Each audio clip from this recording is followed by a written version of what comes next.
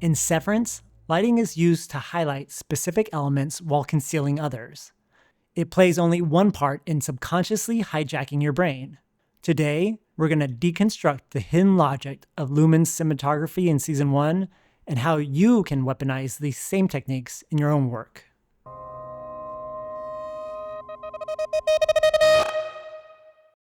Let's start with peppered light.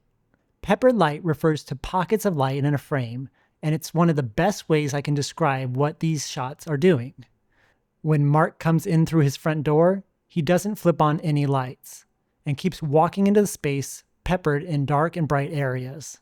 Even walking into the kitchen, turning on the counter lights, we see that they do nothing to affect the light on him, but they now draw your attention because they're the brightest part of the frame.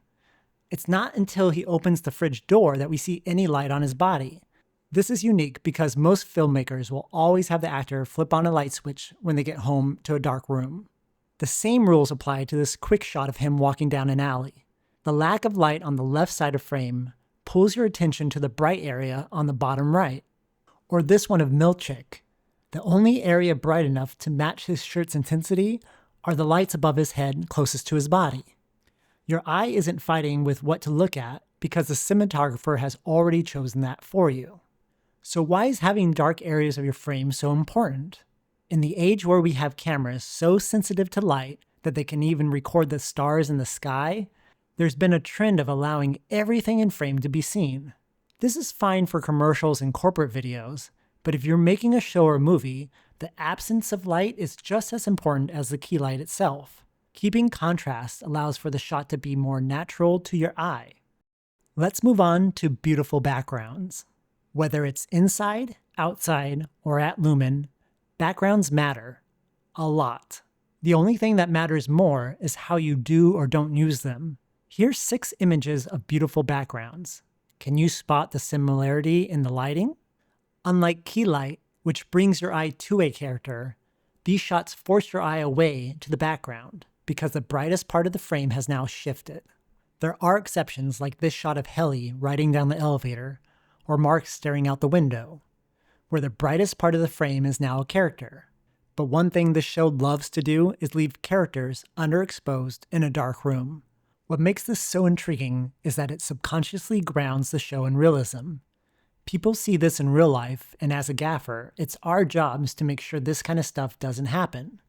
However, if you're lucky enough to have a talented art department with lots of money, those sets can temporarily replace the need for an actor to be seen. It's only with boring backgrounds where this choice seems like an error. Which leads us to our next topic, silhouettes.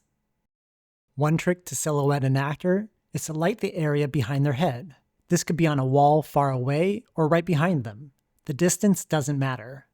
This works extremely well for dark-colored walls, as it adds a pop of color in an otherwise dark environment. You can use lamps or sconces built into the sets to add these silhouettes naturally, like this shot of Mark.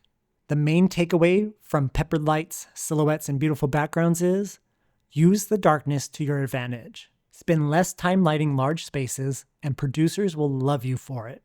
Find the angle you want, see what lights are already in frame, and then adjust to that.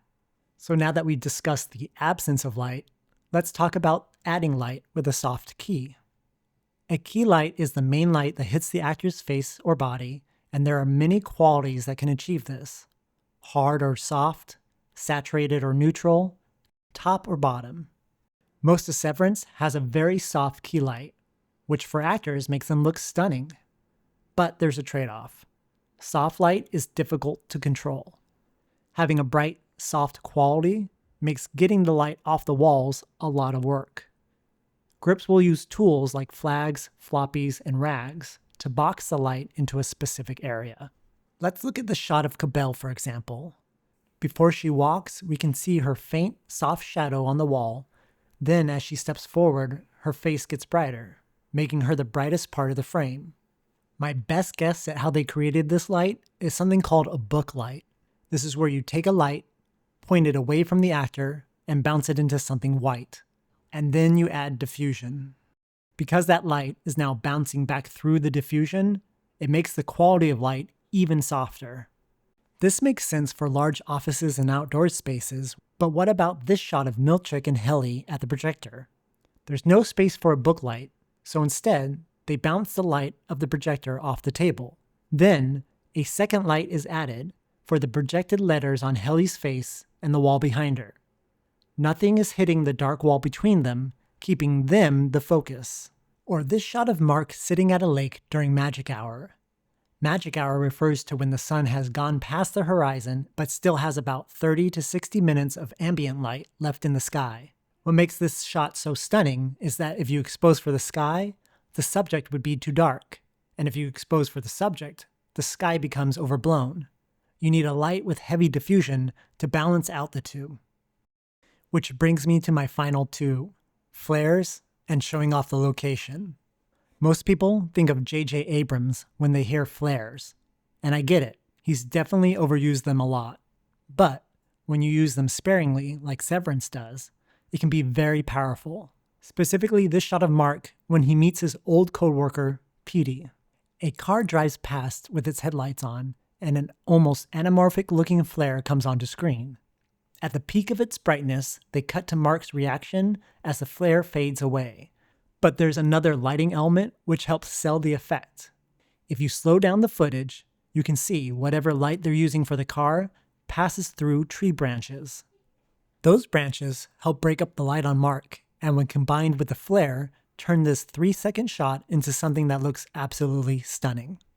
Or how about this quick shot of somebody walking down rainy steps? It's only 8 seconds long, but the rainbow flare at the bottom of the frame, combined with the lamppost flare at the top, adds something special to what would otherwise be a very mono-colored shot. Adding movement to light, even though the camera isn't moving, makes the frame more interesting.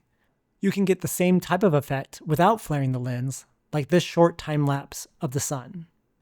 Lastly, let's talk about showing off the location. Severance are masters at this, not only because their sets are so well built, but also because the locations, time of day, and the shot angles they choose are the most elegant, precise, and creative I've seen on almost any TV show I can think of. They use ultra-wide shots to really let the viewer soak up the feeling of the space. Whether it's Mark coming to work in the morning, Irving sitting in Miss Haley's office, or the iconic opening shot of Helly lying on the conference room table. They look beautiful enough to be paintings. All of these reasons are what makes Severance such a great show for someone like me. There's no Starbucks coffee cup left in the frame, or body of a PA who didn't know they were rolling. And even though I wasn't a fan of Season 2's ending, I cannot wait to see what they do for Season 3. Shocked that I didn't like it? Come fight me in the comments. Alright, that's a wrap. See you on the next one.